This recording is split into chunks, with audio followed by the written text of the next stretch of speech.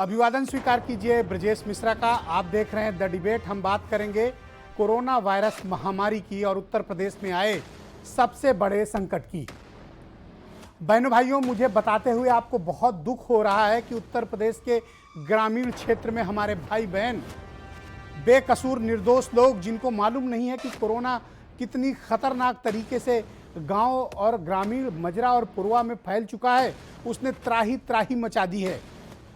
गांव के भीतर जिस प्रकार के हालात हैं वो बेहद चिंताजनक हैं।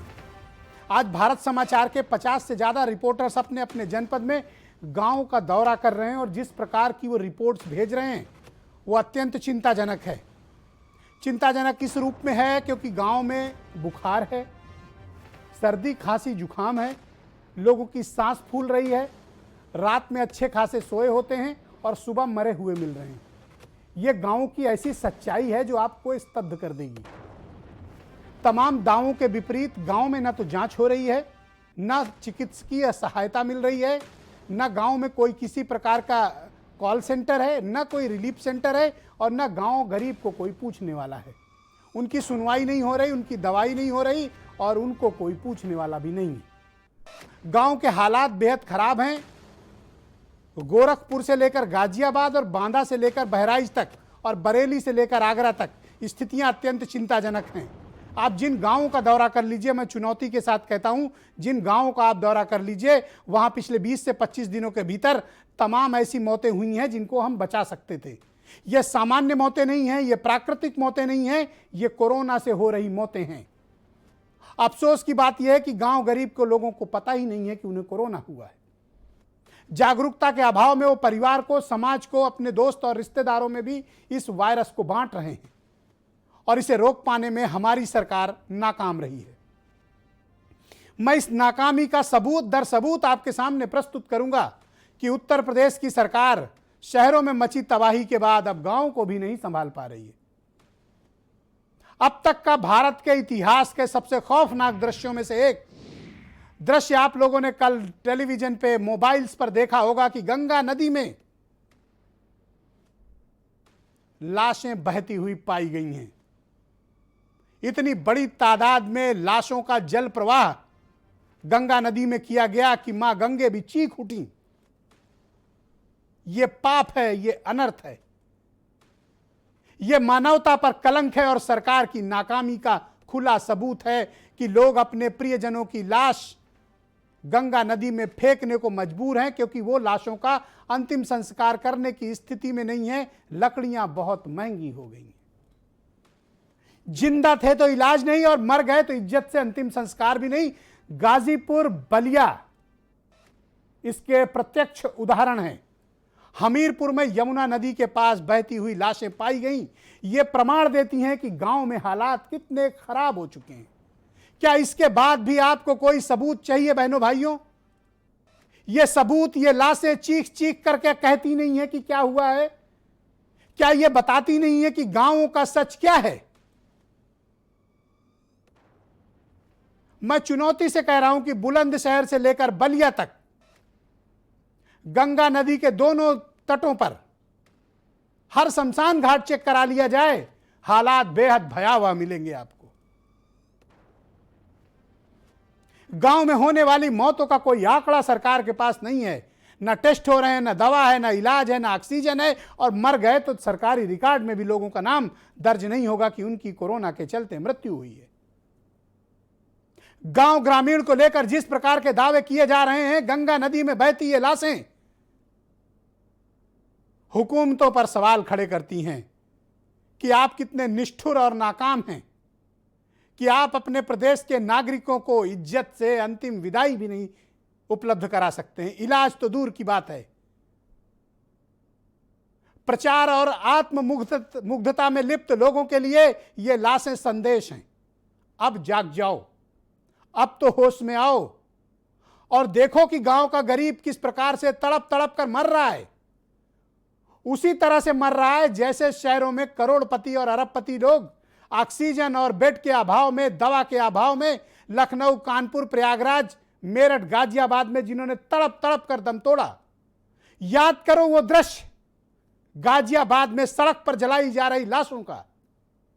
याद करो लखनऊ के वो दृश्य कि शमशान घाट 1 किलोमीटर तक लगातार लाशें जल रही थी। याद करो लखनऊ के गुलाला घाट का वो दृश्य जहां पर मैदान छोटा पड़ गया था, लोगों की, हमारे भाई बहनों और दोस्तों रिश्तेदारों की लाशों से अटा पड़ा हुआ था। पहली बार उत्तर प्रदेश के इतिहास में कब्रिस्तान में कतार में लाश खोदकर जेसीबी से लाशें दफनाई गई हैं। गाजीपुर, बलिया और ग्रामीण क्षेत्रों में मिल रही ये लाशें इस बात का सबूत हैं और सरकार के दावों पर यह कालिख मलने के लिए पर्याप्त हैं। असत्य, प्रोपोगंडा, झूठ, इसका जो शॉपिंग कॉम्प्लेक्स है अब यह गांव तक पहुंच चुका है। जिस प्रकार यह दावा किया गया था कि शहरों में ना ऑक्सीजन की कमी, ना दवा की कमी, ना बेड की कमी, उसी तरह कहा जा रहा है कि गांव में पर्याप्त मेडिकल किट हैं, लोगों की जांचें हो रही हैं, पर्याप्त इलाज हो रहा है। तो ये कौन लोग हैं, मैं पूछना चाहता हूं, ये कौन लोग हैं जो जिनकी लाशें गंगा नदी में बह रही हैं? ये कौन लोग हैं जो दफनाए जा रहे हैं और ये कौन लोग हैं जो शमशान घाट में जलाए जा रहे हैं? क्या इन्होंने सरकार को बदनाम करने के लिए आत्महत्याएं कर ली? क्या इन्होंने सरकार को बदनाम करने के मकसद से खुद अपनी जान ले ली, अपना मुंह और नाक बंद कर लिया? क्या हम इलाज नहीं दे सकते तो इनके साथ संवेदना के 2 शब्द भी नहीं कह सकते कि हां हम प्रयास कर रहे हैं, संसाधन सीमित हैं, हम कोशिश कर रहे हैं? क्या हम हुकूमत से ये 2 शब्द भी नहीं सुन सकते हैं? क्या हमारी निष्ठुरता का आलम इतना व्यापक और बड़ा हो गया है कि सत्ता के गुमान में हम अहंकार में चूर हैं कि हमको अपने प्रदेश के मरते हुए भाई बहन, नागरिक, बच्चे, बुजुर्ग दिखाई नहीं देते हैं? उनकी तकलीफों का कोई अंत नहीं है बहनों भाइयों। अपार कष्ट में है गांव और ग्रामीण के लोग, जिन्होंने अपनी मां खोई है, जिन्होंने अपना पिता खोया है, जो अनाथ हुए हैं, जो बहनें विधवा हुई हैं।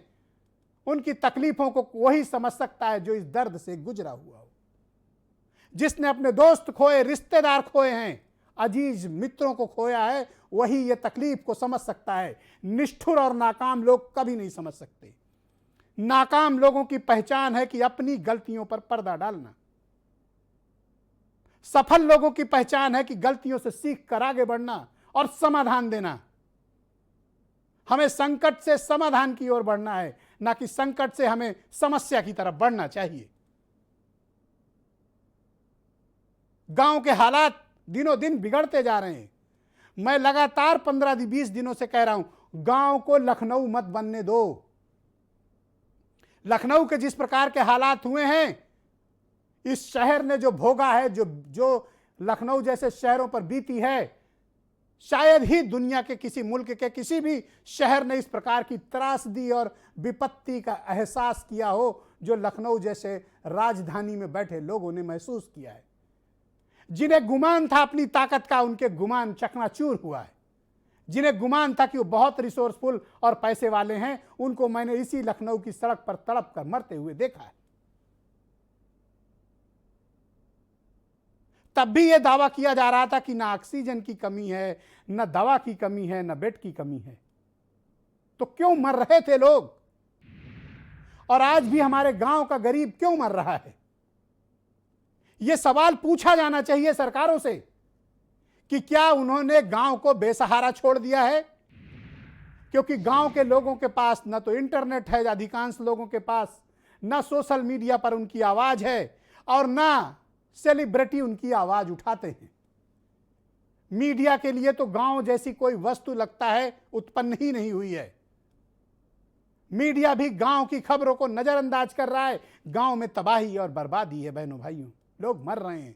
गांव के गांव बेहाल है। राजधानी लखनऊ के गांव के हालात हमने दिखाए। बाराबंकी, अयोध्या, मेरठ, ग्रेटर नोएडा, बुंदेलखंड के इलाके, घर घर लोग बुखार में पड़े हैं, घर घर चारपाई पड़ी हुई है, हर गांव से लाशें निकल रही हैं, अर्थियां उठ रही हैं। यह दृश्य तकलीफदेह है। यह बताता है कि एक समाज के रूप में हम विफल हैं, एक सरकार के रूप में भी हम विफल हैं। ना तो हमने उचित व्यवस्था की अपने प्रदेश के नागरिकों को बचाने के लिए, और न एक समाज के रूप में हम इकट्ठा हुए मानवीय संवेदनाओं के साथ। ये दोनों की विफलता है। उसी विफलता का परिणाम इस महाविपत्ति की महात्रासदी है, जहां लाशें कुत्ते नोच रहे हैं, जानवर नोच रहे हैं, गिद्ध नोच रहे हैं, चील कौवे खा रहे हैं आपके प्रियजनों की लाशें। क्या हम इस प्रकार का उत्तर प्रदेश चाहते थे, जहां जिंदा को इलाज नहीं और मर गए तो लाशें गिद्ध नोच कर खाएंगे? यह हकीकत है उत्तर प्रदेश की आज की तिथि में।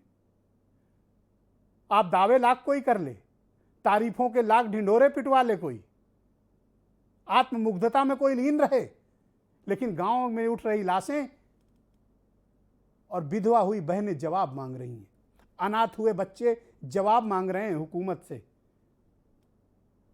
कि तुमको जिस उम्मीद से हमने चुना, तुमने हमारे साथ क्या किया। इनका क्या कसूर है गरीब लोगों का, और क्यों नहीं होती इनकी सुनवाई? न सफाई, न सुनवाई, न दवाई। यह गांव की हकीकत है। और न इनका कोई टेस्ट। सरकारी रिकॉर्ड बताते हैं कि बहुत टेस्ट हो रहे हैं। यह तथ्य असत्य है बहनों भाइयों। टेस्ट के नाम पर ढोंग और ढकोसला हो रहा है। आंकड़ों में बताया जा रहा है कि उत्तर प्रदेश में कोरोना खत्म हो रहा है। जरा छाती पर हाथ रखकर पूछो अपने मन से, क्या वाकई में कोरोना खत्म हो रहा है, या और भयानक महादैत्य के रूप में हमारे गांव के भाई बहनों को निगल रहा है? काल के गाल में वो समा रहे हैं और उन अफसोस उन गरीब लोगों को पता नहीं है कि उनके साथ क्या हो रहा है। इस त्रासदी में उत्तर प्रदेश को झोंक दिया गया है। न सरकार के पास कोई नीति है और न उसकी नीयत। अब टीकाकरण के मसले को आप गौर से सुनिएगा। कहा जा रहा है कि ऑनलाइन पंजीकरण कराना, रजिस्ट्रेशन कराना टीका के लिए जरूरी है। आप जानते हैं कि गांव में लोगों के पास, कितने लोगों के पास इंटरनेट मौजूद है? गांव की कितनी आबादी है जो रोजी रोटी के लिए परेशान है कि उनका जीवन किस प्रकार से चले? उनके लिए आपने ऑनलाइन रजिस्ट्रेशन अनिवार्य कर दिया है। कहां से वो ऑनलाइन करेंगे जब शहर का आदमी नहीं कर पा रहा है? तो यह किस प्रकार की मानसिकता और सोच है कि आपने आबादी के एक बड़े हिस्से को ही टीकाकरण से वंचित कर रखा है? वो कहां रजिस्ट्रेशन कराएंगे जिनके पास एक समय खाने का इंतजाम नहीं है? शहरों में तो लोग करा नहीं पा रहे, गांव में कहां कराएंगे? आपके पास टीके की उपलब्धता नहीं है, तो आपने समस्या को इतना भयानक और जटिल बना दिया है कि गांव गरीब के लिए तो वैक्सीन पाना सपने जैसा हो गया है। यह भेदभाव है। इसी को तो भेदभाव कहते हैं। यही शहर और गांव का फर्क है जिसे हमें समझना होगा। लेकिन कोविड में गांव और शहर का फर्क भी खत्म हुआ। यहां भी ऑक्सीजन से तड़प के लोग मरे, गांव में भी मर रहे हैं। इस मामले में समानता है। स्थितियां बेहद विकट हैं। मैं चाहता हूं कि आज हमारे रिपोर्टर्स ने उत्तर प्रदेश के हर एक कोने से लोगों की तकलीफों को भेजा है। उनमें से कुछ चुनिंदा अंश मैं आपको सुनाना चाहता हूं। आप सुने, फिर डिबेट को आगे बढ़ाएंगे।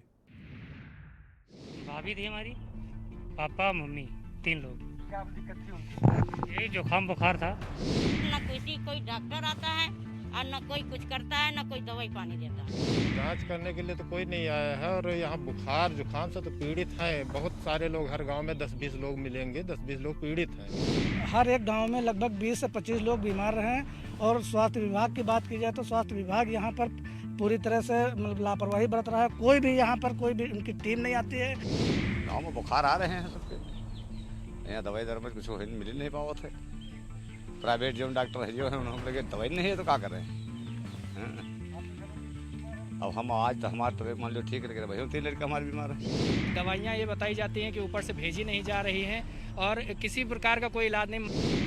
यहाँ की हालत बड़ी ही दयनीय है। न तो स्वास्थ्य विभाग की कोई भी टीम आई है यहाँ, न सरकार की तरफ से कोई उचित उपाय किए गए हैं। सरकार इसके 1-1.5 महीना पहले न विचार किया, न अभी कोई विचार कर रही है सरकार तो खाली अपना रवैया अपनाए, बस अपने कान में उंगली ढीले बैठी। कम से कम अगर अभी टेस्ट कराया था, एक ही मोहल्ले में 70 लोग मिले हैं पॉजिटिव, कोरोना पॉजिटिव। पूरे गांव के टेस्ट अभी नहीं हुए। अगर पूरे गांव के टेस्ट कराए तो शायद हो सकता है 200 भी लोग निकल जाए। काफ़ी डेंजर पोजीशन थी और उसमें 4-5 लोग डेली डेथ हो रहे थे, और जितनी भी डेथ हुई हैं उनको लंग्स में इन्फेक्शन यानी ऑक्सीजन शॉर्ट के कारण हुई। आज की डिबेट में मेरे साथ नवीन श्रीवास्तव बीजेपी से हैं, सुचि विश्वास कांग्रेस से हैं, डॉक्टर दीपाली भारद्वाज, डॉक्टर रजनीश श्रीवास्तव भी मुझे ज्वाइन कर रहे हैं, और सुशील दुबे उत्तर प्रदेश के वरिष्ठ पत्रकार हैं, और वीरेंद्र सिंह जी भी मुझे थोड़ी देर ज्वाइन कर चुके हैं हमारे स्टेट हेड। बहुत स्वागत और शुक्रिया आप सभी का। नवीन श्रीवास्तव जी, उत्तर प्रदेश के ग्रामीण क्षेत्रों के हालात आपसे छिपे नहीं हैं। आप जिस जनपद से बिलोंग करते हैं, जिस जनपद की मिट्टी में पले बढ़े हैं, वहाँ के हालात की अभी मैंने कुछ तस्वीरें दिखाई हैं। आपको पता है कि गहमर घाट के पास लाशें सड़ रही हैं।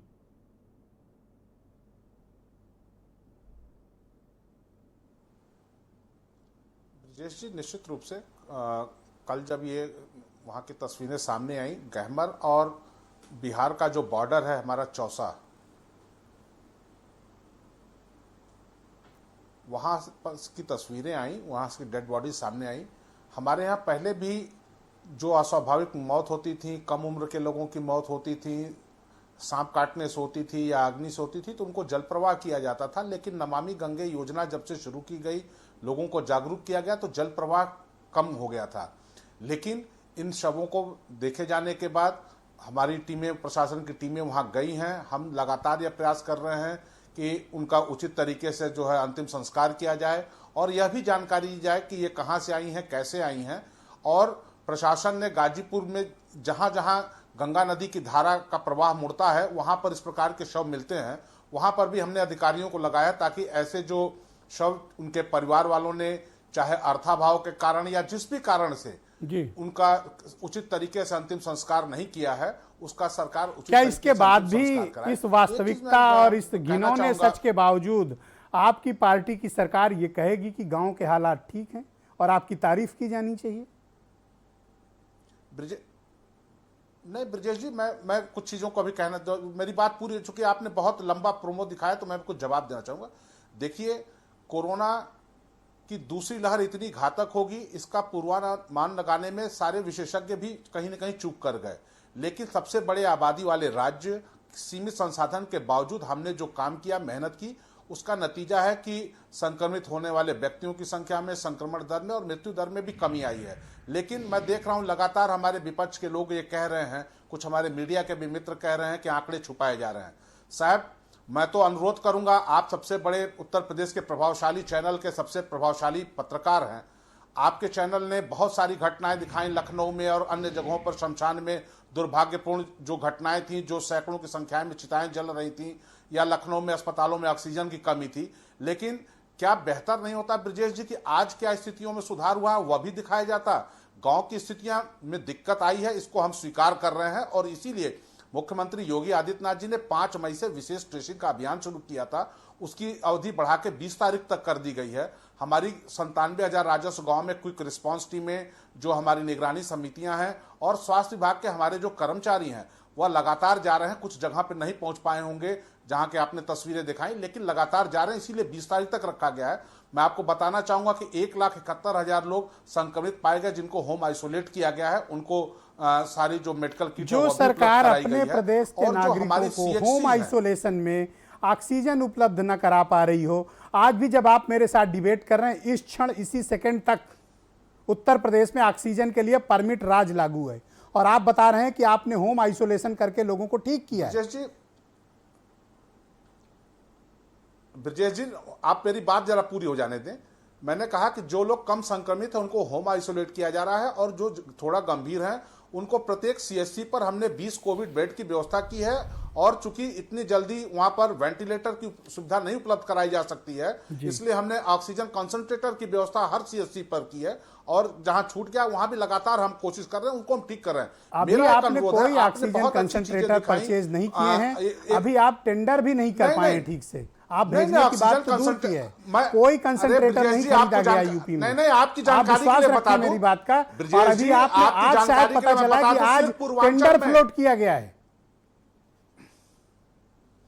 ब्रजेश जी, आपकी जानकारी के लिए मैं बता दूं, सिर्फ सरकार ही नहीं, जो व्यवसायिक घराने वो भी सीएसआर के तहत पूर्वी उत्तर प्रदेश में 4,500 से अधिक ऑक्सीजन कंसंट्रेटर वहां पर भेजे जा चुके हैं जो विभिन्न जिलों को दिए गए हैं। और प्रत्येक जिले के मुख्यालय पर हम ऑक्सीजन प्लांट की भी स्थापना कर रहे हैं। 27 जिलों में ऑक्सीजन प्लांट शुरू हो गए, प्रतिदिन 1-2 ऑक्सीजन प्लांट हमारे शुरू होते जा रहे हैं। लेकिन मैं एक अनुरोध करूंगा, आपने पत्रकारिता धर्म निर्वाह करते हुए क्या कमियां सरकार की हैं, क्या विभीषिका है, सब दिखाई, लेकिन क्या यह बेहतर नहीं होता कि आप जो जहां पर परिस्थितियां ठीक हुई हैं उसको भी दिखाते? क्या ये बेहतर नहीं होता कि आप लोगों को ऑक्सीजन उपलब्ध कराते? क्या ये बेहतर नहीं होता कि गांव गरीब के लोगों का आप टेस्ट कराते? क्या ये बेहतर नहीं होता कि आप आईसीयू बेड देते? क्या ये बेहतर नहीं होता कि दवा और इंजेक्शन उपलब्ध कराते? क्या ये बेहतर नहीं होता कि जिंदा लोगों को आप टेस्ट इलाज दिलाते और मर गए लोगों को अंतिम संस्कार से कराते? आप मुझसे कहते हैं कि मैं अच्छी बातें दिखाऊं, आपने क्या अच्छा किया है जो मैं अच्छी बातें दिखाऊं? दोहरा चरित्र है आप लोगों का। लखनऊ के शमशान की तस्वीरें जब मौतें अधिक हो रही थी आप दिखा रहे थे।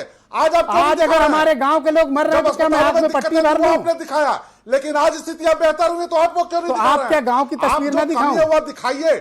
आपको गांव गरीब के साथ इतनी घृणा क्यों है? दुर्भाग्य है आपको गांव गरीब के साथ। नवीन जी, आप तो गांव ग्रामीण के लोग हैं, आप मुझे बताएं कि आपको गांव के लोगों के साथ इतनी नफरत क्यों है? क्यों नफरत करते हैं आप गांव के लोगों से? कि अगर गांव के लोगों को इलाज मिल जाए तो आपको समस्या है? आप कहते हैं कि आपसे सवाल न किया जाए, आप सकारात्मक बातों के पीछे छिप जाना चाहते हैं पर्दे की आड़ में। सवाल कीजिए, मैं तो कह रहा हूं आप सवाल भी कीजिए, हम जवाब भी देंगे, जहां कमी है उसको हम सुधारेंगे भी, लेकिन आप सिर्फ निगेटिव चीजें। मैं क्यों ना निगेटिव बताऊं? मेरे भाई बहन, मेरे घर गांव के लोग, मेरे दोस्त, मेरे रिश्तेदार, मेरे प्रदेश की जनता मर रही है। मैं आपसे सवाल पूछूंगा नवीन जी, और आपको जवाब देना पड़ेगा। आप सत्ताधारी पार्टी के प्रवक्ता हैं, आपको जवाब देना पड़ेगा। आप जवाबदेही के दायरे से बाहर नहीं हैं, जवाबदेही के दायरे के भीतर हैं आप। हम जवाब दे रहे हैं, हम काम 24 करोड़ लोगों ने आपको उत्तर प्रदेश में चुना है। अगर मेरे प्रदेश के लोग मरेंगे मैं सवाल करूंगा आपसे, और आपको उसका जवाब देना पड़ेगा।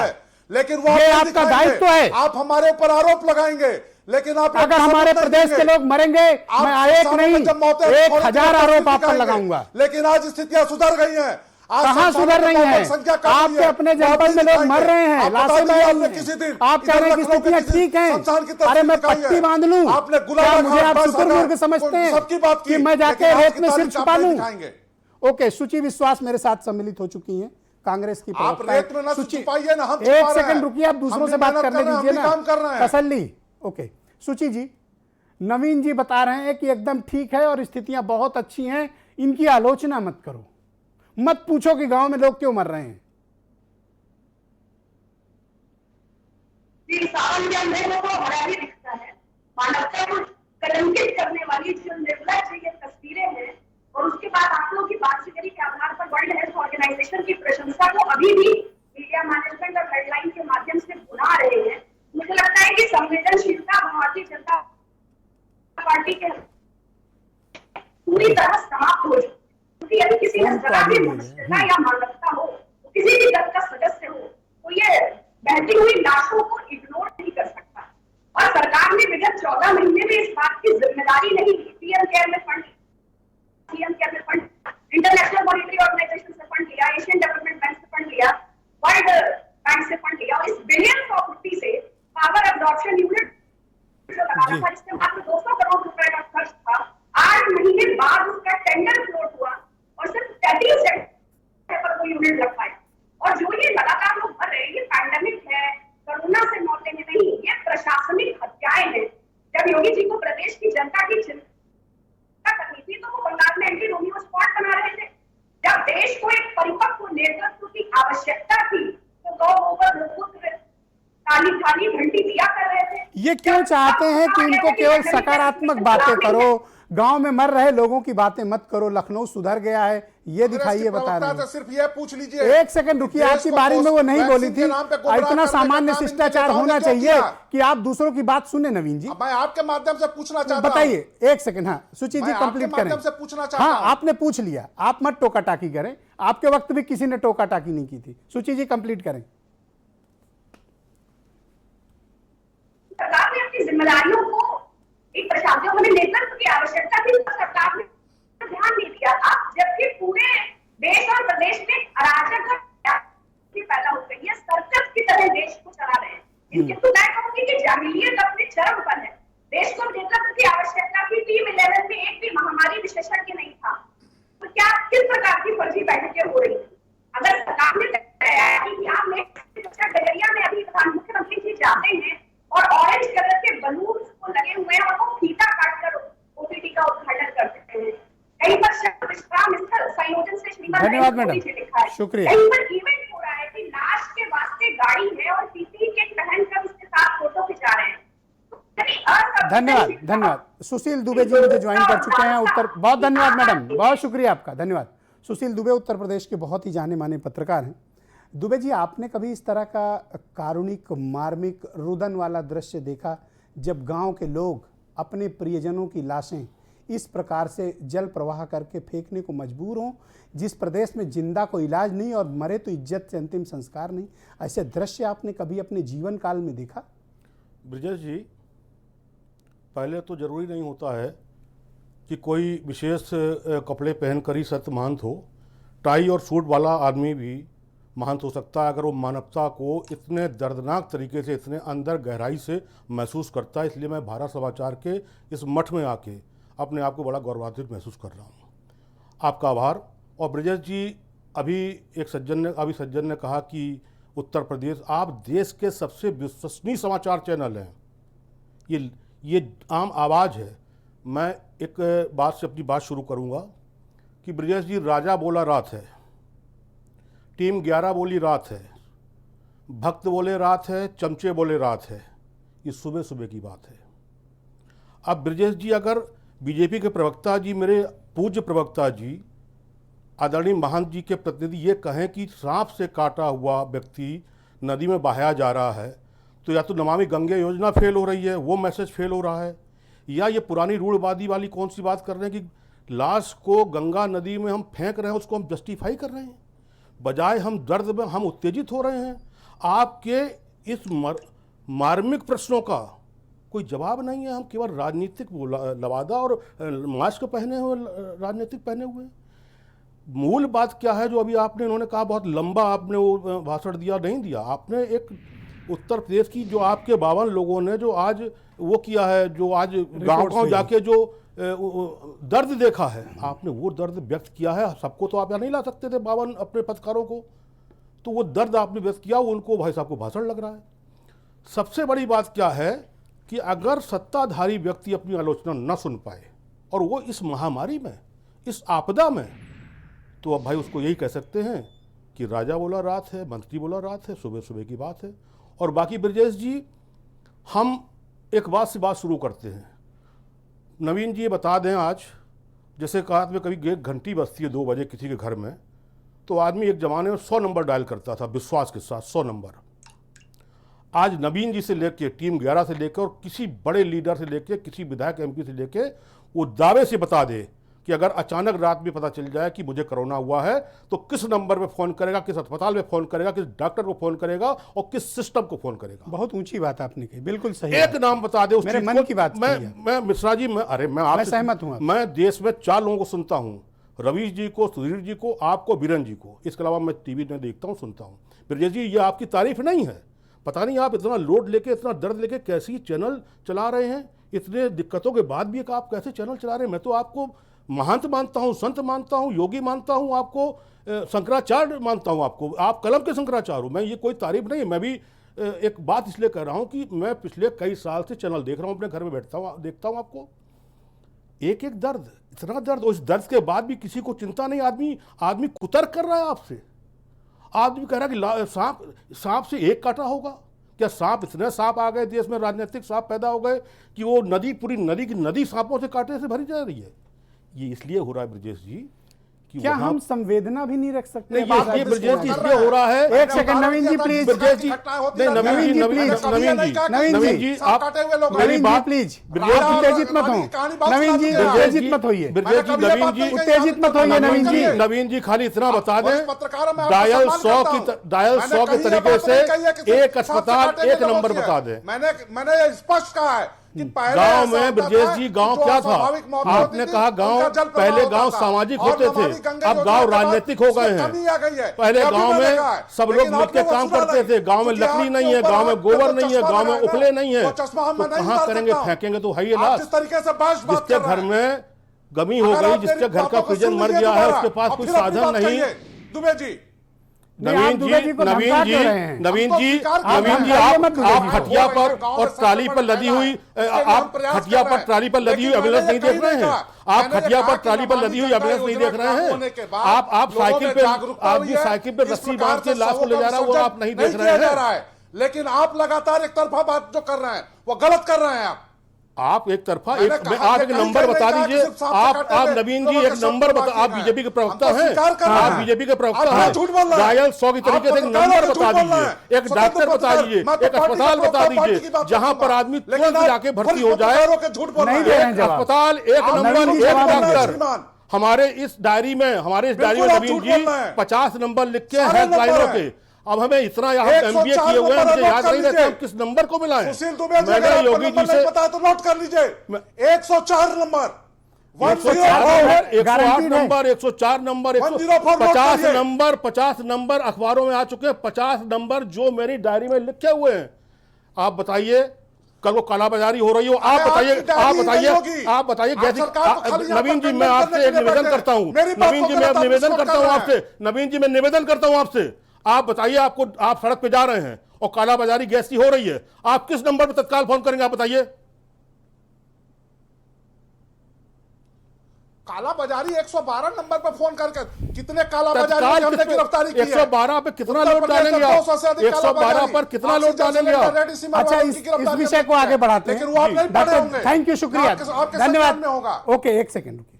डॉक्टर रजनीश श्रीवास्तव और डॉक्टर दीपाली भारद्वाज भी मुझे ज्वाइन कर चुके हैं। डॉक्टर दीपाली, ये जो वायरस का भारतीय संस्करण जिसे कहा जा रहा है, इंडियन वेरिएंट 1617, ये बताया जा रहा है कि ये बेहद घातक है और पूरी दुनिया इसको लेकर बड़ा कंसर्न जताया जा रहा है, क्योंकि इसकी जो उछाल है और इसके जो संक्रमण का तरीका है, ये बेहद घातक और बड़ी तेजी से फैल रहा है।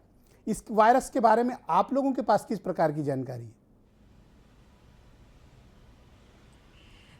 ब्रजेश जी, सारे के सारे स्पोक्स पर्सन ने भी जो आज आपकी डिबेट पे हैं, सबने आपके चैनल की तारीफ करी और आप भी काफ़ी हद तक अब डॉक्टरी काफ़ी कुछ देख ही चुके हैं। तो इस ट्रेन से ज़्यादा मैं आपको ये बताना चाहूँगी, जो आज आपने शुरू में प्रोमो दिखाया, ये दिल दहलाने वाला प्रोमो, और जो सच्चाई है हमारी, इसकी वजह से नए स्ट्रेन हम लोग पैदा करेंगे।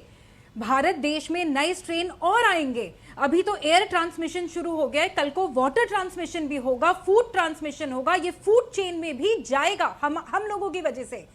इसीलिए as a doctor, as a scientist, दिमाग में सिर्फ यही कह सकती हूँ, हम पढ़ चुके हैं, WHO इसको बहुत ही डरावना स्ट्रेन कह चुका है। ये क्यों पैदा हुआ? क्यों हम लोग कोविड एप्रोप्रिएट बिहेवियर नहीं कर पा रहे? क्यों इलेक्शंस हो रही हैं? हमारी CM साहब ने कोशिश भी करी कि पंचायत इलेक्शंस ना हो, फिर भी हो गई। देखिए, ये स्ट्रेन इंसानों से, हम ह्यूमन से ज़्यादा चालू है। अभी तो शुरू की हैं आपने जो प्रोमोज, ये बढ़ती जाएंगी। मेरी सिर्फ आपके चैनल के द्वारा इतनी ही रिक्वेस्ट है कि ये स्ट्रेन हमसे ज़्यादा चालू है, हमसे ज़्यादा दिमाग वाला है। शायद दूसरे डॉक्टर साहब भी इसमें ऐड कर पाएंगे। हमें इस वक्त टेस्टिंग की कोई खास ज़रूरत नहीं है। हमें गांव गलियार में टेस्टिंग बढ़ाने की मेरे हिसाब ज़रूरत नहीं है। जहां किसी को बुखार या सिम्टम्स हुए 28 घंटे तक उनको बेसिक दवाइयां सरकार को फ्री देनी चाहिए। अगर आइसोलेशन फैसिलिटी हो सकती है, सरकारी school, colleges, auditorium, sports auditorium सब बंद है और शायद अगले 6 महीने तक बंद ही रखना पड़ेगा। तो इन जगहों पे मैडम, मैं एक विषय को आज तक नहीं समझ पाया, आप लोग तो एक्सपर्ट हैं, आप दोनों एक्सपर्ट्स में जानना चाहूंगा कि इतनी छोटी अवधि में, 1 महीने के भीतर, इतनी व्यापक और बड़ी तबाही कैसे ये वायरस ला सकता है? ये कौन सा ऐसा वेरिएंट आ गया है जिसने इस प्रकार से भीषणता और भयानकता की है देश के भीतर? ब्रिजेश जी, ये वायरस अपना रूप बदलता है अपने आप को बचाने के लिए। मेरे अंदर आया, मेरी इम्यूनिटी अच्छी है, मैं लड़ ली, मगर मैं सुपर स्प्रेडर बन सकती हूँ। मैं मरीजों को देखती हूँ, खुदा ना खास्ता अगर मेरे से किसी और को हो और मेरे अंदर से जब वो दूसरे रूप में जाएगा, दूसरे जीव में जाएगा, तो वो अपना म्यूटेट करेगा अपने बचाव में, क्योंकि वो मुझे घातक नहीं कर पाया, मुझे इन्फेक्शन नहीं दे पाया। म्यूटेशन तब होती है जब इंसान कोविड एप्रोप्रिएट बिहेवियर के बिना घूमता है, जहां झुंडे जहां 100 लोग इकट्ठे होते हैं, जैसे हमने इलेक्शन रैलीज में देखा, कुंभ में देखा, शादी ब्याह में देखा, फ्यूनरल में देखा। ये सब होना बंद बहुत जरूरी है, वरना ऐसे म्यूटेटेड रूप आएंगे, क्योंकि ये सिर्फ शुरुआत है। आप बेहतर बता पाएंगे ब्रिजेश जी कि कितनी जेनेटिक स्टडीज हो रही हैं डेड बॉडीज पे और कितने नए रूप आ रहे हैं।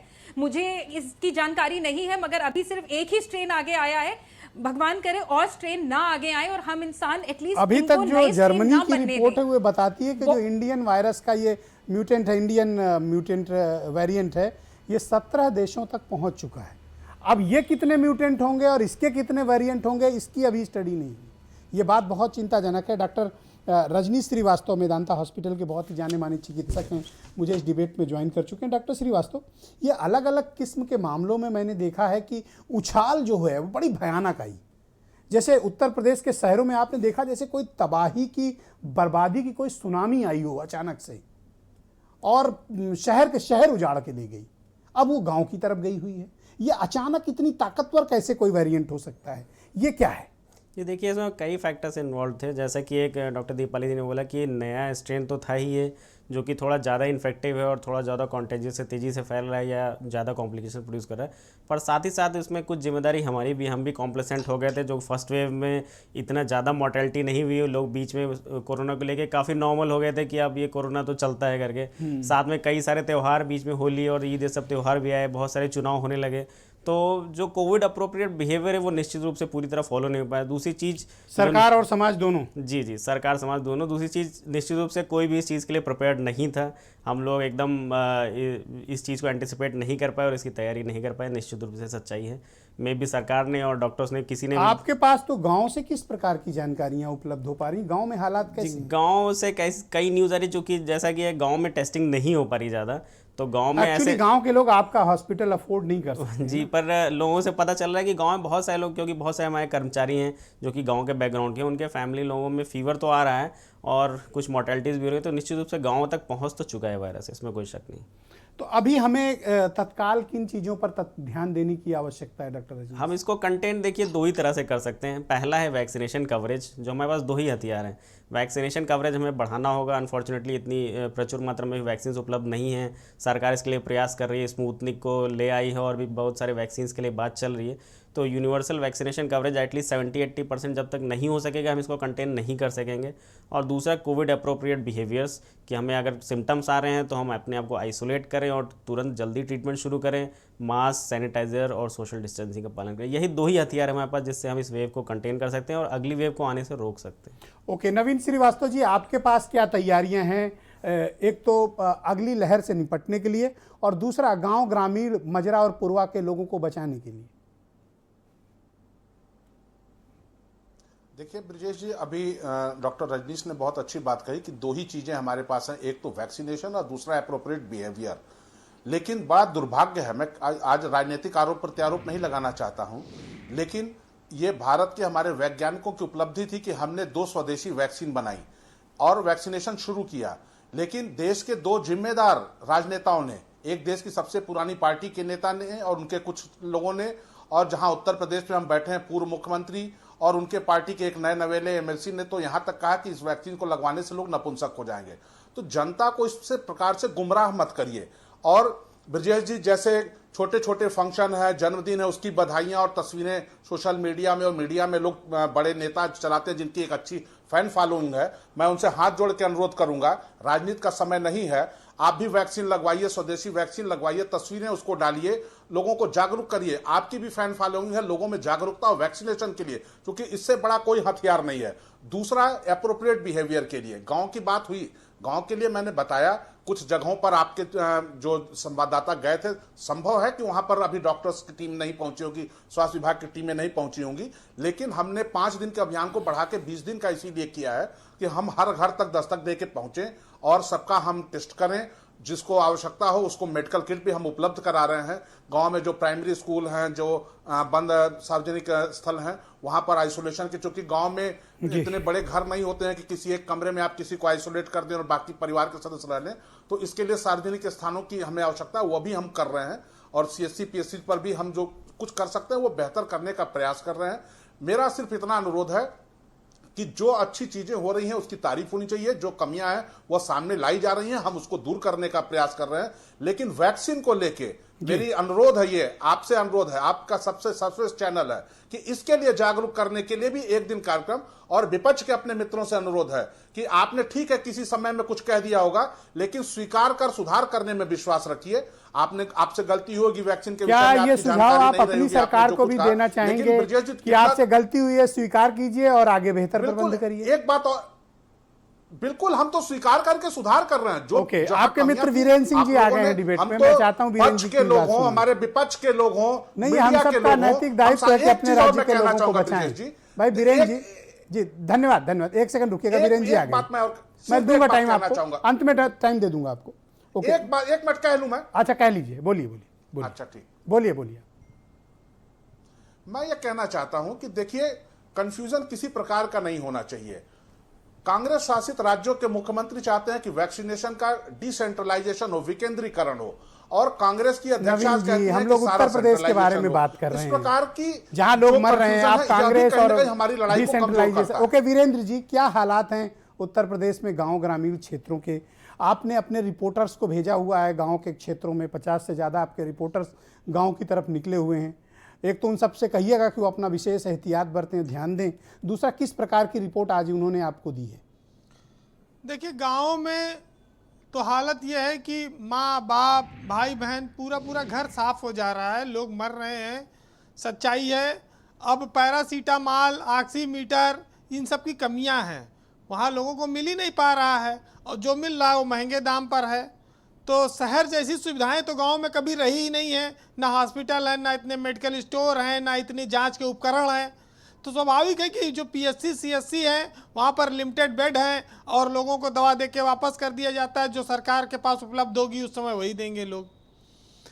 जिस प्रदेश में विधायकों की और मंत्रियों की नहीं सुनी जा रही है, उस प्रदेश में विधायक अपनी बीवी के इलाज के लिए रो रहा है, वहाँ पर कितने बड़े बड़े दावे हो रहे हैं, लाशें बह रही हैं। इस बात का प्रमाण है कि लोगों के पास गरीबी है, पैसा नहीं है, वो अंतिम संस्कार नहीं कर पा रहे हैं, परवाह कर रहे हैं।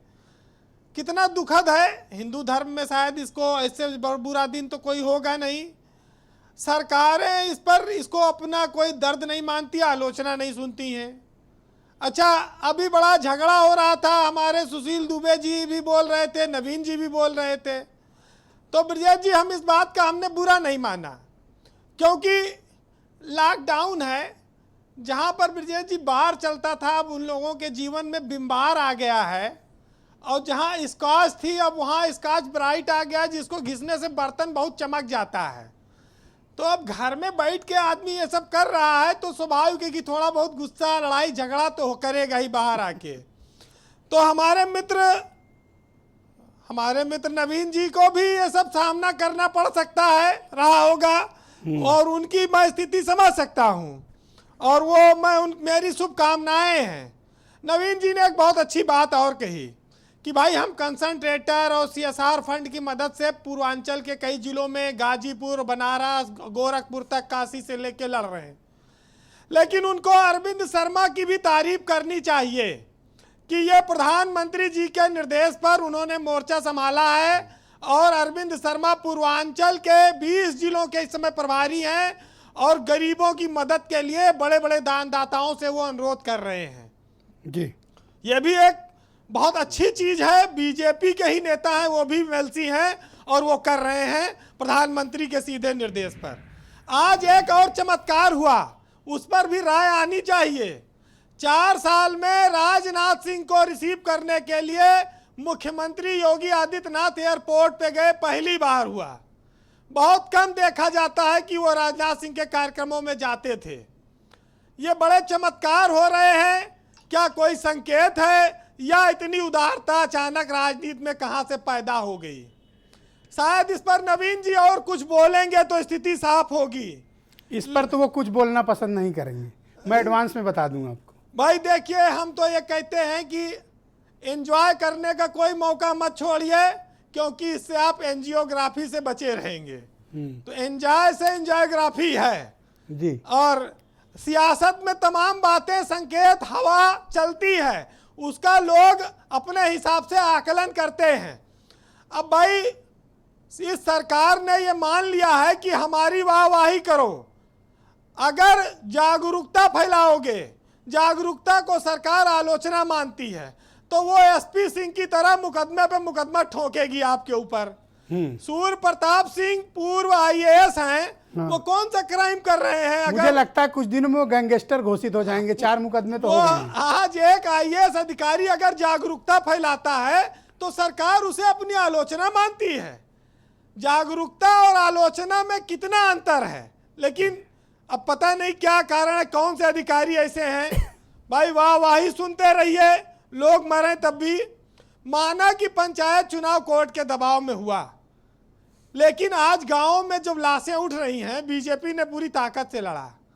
आज लोगों के घरों में मातम है तो बीजेपी कोई नेता झांकने नहीं जा रहा है, और उन नेताओं की तो खैर विधायक, एमपी, एमएलए कोई सुन भी नहीं रहा है। तो कुल मिलाकर यह है कि भाई राजनीति में जो चमत्कार हो रहे हैं उन पर निगाह डालते रहिए। और यहाँ पर तो खैर देखिए, उनका, नवीन जी का एक धर्म है कि वो अपनी पार्टी की, अपनी सरकार की बात कहेंगे। कोई भी सरकार है वो काम तो नहीं, हम लोग उसका बुरा भी नहीं मानते, हम लोग का काम है सवाल करना। सरकार तो अपने स्तर से देखिए ब्रजेश जी प्रयास करती है, लेकिन ये महामारी बड़ी है। लेकिन आज अगर उत्तर प्रदेश में अखिलेश यादव की सरकार होती तो बीजेपी के लोग कपड़ा फाड़ कर चिल्लाते कि अखिलेश यादव ने इतने लोगों को मरवा दिया, ये सपाहियों ने मरवा दिया। ये आज बीजेपी की सरकार में लोग सड़कों पे इलाज के अभाव में मर रहे हैं, कंधे पर लाद के ले जा रहे हैं, साइकिल पे लोगों को 100 के नहीं मिल रहे वाहन, एम्बुलेंस वाले लूट ले रहे हैं। वीडियो देखा होगा सुबह। हाँ, एम्बुलेंस वाले लूट ले रहे हैं और ये उसको अपनी आलोचना सुनने को तैयार नहीं है। देखिए, इनका ये कहते हैं, इनकी जो मदद है उसको इस 4 लाइन में समझिएगा बीजेपी कैसे मदद करती है सरकार। कि चढ़ती थी उस मजार पर चादरें बेशुमार, और बाहर बैठा फकीर एक ठंड से मर गया। तो इनकी जो दवाई पानी इलाज की व्यवस्था ऐसे ही है, बस समझ लीजिएगा आप। जी वीरेंद्र जी। भाई हमारे यहाँ तो जब झगड़ा होता है अक्सर 2-3 लोगों में या घरों में, तो कहते भगवान ये दिन दिखाने से पहले हमें उठा लेते। तो मैं तो ये कहूँगा कि आजकल गलती से भी ना बोलना, क्योंकि फाइल बहुत तेजी से ऊपर क्लियर हो रही है। तो उठाने और बैठाने की बात करने की बजाय लोगों की जान बचाना है। हम आप शहर में रहते हैं, एक साहित्यकार ने लिखा है कि आवाज देर रात आती है एम्बुलेंस की अक्सर, जिंदगी और मौत की जंग में शोर बहुत होता है। हम आप सोते रहते तब भी रात में एम्बुलेंस का शोर आता है। और इम्तिहान ले जिंदगी, मेरे हौसलों की स्याही अभी बाकी है, और हादसे से बच कर रहिए, क्योंकि इस शहर में कोई आपका अपना नहीं। इस महामारी ने दिखाया कि कोई किसी की मदद नहीं कर पा रहा है। ऑक्सीजन सिलेंडर के लिए लूट मची है, लाखों रुपए में इंजेक्शन बिक रहे हैं, अस्पताल में एडमिट नहीं हो सकते, सीएमओ का पर्चा नहीं बनवा सकते। तो गांव की दुर्दशा तो एकदम और ज्यादा, लोगों के पास पैसा नहीं है, शोर सिफारिश नहीं है। हमारे साथीगण दिखा रहे हैं, हम लोग करोड़ों की आबादी के देश में रहते, कहते यही हमारी बड़ी ताकत है। आज ये हमारा दुर्भाग्य बना हुआ है, और इससे ज्यादा अब क्या कहा जाए। जी वीरेंद्र जी। बहरहाल वो कहते हैं भाई आलोचना न करो, कि मत कहो कि आकाश में कोहरा घना है। भाई नहीं कहेंगे चलो, लेकिन मैं बेपनाह अंधेरों को सुबह कैसे कहूं, मैं इन नजारों का अंधा तमाशबीन नहीं। और अदम गोडवी साहब ने लिखा है कि जलते इंसान की बदबू से हवा बोझिल है, और फिर भी उनकी जिद है कि मैं मौसम को खुशगवार कहूं। जी बहुत शुक्रिया, आपने बड़ी ऊंची और बड़ी बात कह दी वीरेंद्र जी, बहुत बहुत धन्यवाद। और अपने सभी रिपोर्टर्स से कहिएगा कि वो गांव के दौरे के दौरान पूरा एहतियात बरतें ताकि वो खुद भी अपने को सुरक्षित रख सकें। सुचि विश्वास जी, क्या आप ये मानती हैं कि उत्तर प्रदेश की सरकार कोरोना की दूसरी लहर से निपटने में बुरी तरह से नाकाम रही है? इसमें कोई संशय नहीं है और आगे आने वाले वक्त के लिए भी सरकार की पूरी तैयारियां नहीं है। अभी जो धरातल पर आपके चैनल और तमाम के माध्यम से मिल रही है तो परिस्थितियां बहुत ही दुर्गम होने वाली हैं और अभी भी सरकार मीडिया मैनेजमेंट कर रही है, WHO से प्रशंसा ले रही है। ये बड़े दुख की बात है क्योंकि हम और आप बहुत स्पष्ट नेत्रों से देख सकते हैं कि सरकार की किसी प्रकार की कोई तैयारी नहीं है। अभी तक भी माननीय मुख्यमंत्री जी ने सिर्फ चुनावों पर फोकस किया और आपको याद होगा जैसे सरकार बनने के पहले था कि भाई सारा किसानों का कर्जा माफ होगा। जब सरकार में आते हैं तो फिर लघु किसान, तो सीमांत किसान, तो इतना हेक्टेयर उतना हेक्टेयर, तो यही सेम गन्ना के भुगतान पर हुआ। तो ये जो कंडीशंस अप्लाई वाला सीन है, सरकार को अपोलोजाइज करना चाहिए। बीमारी सबके लिए बराबर है, जांचें सबकी होनी चाहिए, RT-PCR सबको होना चाहिए। जो सरकार का भेदभाव है और जो सरकार में जुड़े लोग हैं जब वो खुद ही हेल्पलेस हैं, वो अपने लिए संसाधन मुहैया नहीं कर पा रहे हैं और उसके बाद भी सरकार ऐन मौके तक वैज्ञानिकों की, डॉक्टर्स की हेल्प ना ले, मदद ना ले, उसको क्रेडिट ना दे, सिर्फ मैनेजमेंट करे, तो मुझे लगता है कि ये प्रशासनिक हत्याएं हैं और ये सरकार में नेतृत्व का अभाव है। तो मुख्यमंत्री की जिम्मेदारी ले, नैतिकता के आधार पर इसको स्वीकार करें और नहीं संभाल पा रहे हैं तो एटलीस्ट साइंस को वेलकम करें। Thank you madam. अध्यात्म की आड़ में इस अंधविश्वास को लगातार 14 गांव महीनों को से कैसे बढ़ावा बचाया दिया जा रहा जाए, है और केंद्र और आपके पास प्रदेश में कोई ये हालात सुझाव है कि गांव की स्थिति को हम कैसे बेहतर बनाएं? Sushil Dubey ji. Thank you madam. हाँ ब्रजेश जी, अभी आपने कहा कि तीसरी लहर की क्या तैयारी है बचने की। मेरा आपसे विनम्र निवेदन है कि पहले तो दूसरी लहर से ही बचने की तैयारी कर ली जाए। करेक्ट। पिछली साल 23 मार्च से कोरोना शुरू हुआ था, पिछला पहला वाला। एक साल पूरा हो गया। एक दिन में 24 घंटे होते हैं, 12 महीने हो गए। आप जरा मल्टीप्लाई कर लीजिए कितने मिनट कितने सेकंड हो गए हैं। जब युद्ध होता है किसी के खिलाफ, जब वार होती है और भी कोरोना ऐसी महामारी के खिलाफ, तो ये इन लोगों ने 12 महीने इतने घंटे क्या किया? आपको पता है टीम 11 ने 400 दिनों की बैठक की है, 400 बार मिले हैं वो लोग। अब 400 आप सीनियर आप बता सकते हैं, लेकिन मेरा सवाल ये वहीं पर स्टैंड कर रहा है कि अगर ये किया तो फिर आज ये सड़क पर ये हाय हाय क्यों, हर आदमी छाती क्यों पीट रहा है? ब्रजेश जी, मैं आपके प्रतिष्ठित चैनल से जनहित में 2 बातें जरूर कहूँगा एज ए पत्रकार। जी वक्त कम है, थोड़ा जल्दी। हाँ, लेकिन अब मैं आपके एक तो ब्रजेश जी, इस लखनऊ में गोमती नगर में 1682 करोड़ की एक बिल्डिंग खड़ी हुई है 22 मंजिल की, जयप्रकाश नारायण अंतर्राष्ट्रीय केंद्र कन्वेंशन सेंटर। क्या वो कोरोना सेंट्रल कोविड का वो नहीं बन सकता है? उस पर तो जहाज से भी VIP मरीज उतर सकता है और गरीब मरीज नीचे से उतर सकता है। क्या उसको उस पर झाड़ झंकार उठ रहे हैं? खाली पॉलिटिकल ईगो कहीं पर टकरा रही है, अदरवाइज उसको क्यों नहीं घोषित करते हैं? नहीं मानेंगे आपकी सलाह, क्या कर लेंगे? और दूसरी बात ब्रजेश जी, तीसरी लहर अभी RT-PCR, कोविड जांच, दवा, ये एक नहीं 50 सिस्टम है। यहाँ पर भी 2 मुख्यमंत्री नहीं हैं, डिप्टी मुख्यमंत्री, डिप्टी प्रभारी, फिर उप प्रभारी, फिर ज्वाइंट प्रभारी, फिर सचिव प्रभारी, फिर नोडल पर नोडल इतने नोडल हैं कि भाई साहब टकरा गया हूँ। मेरे ऐसा आदमी अगर अचानक कोई विपदा आ जाए तो मैं बिल्कुल ये नहीं कह सकता कि मुझे किससे बात करनी है।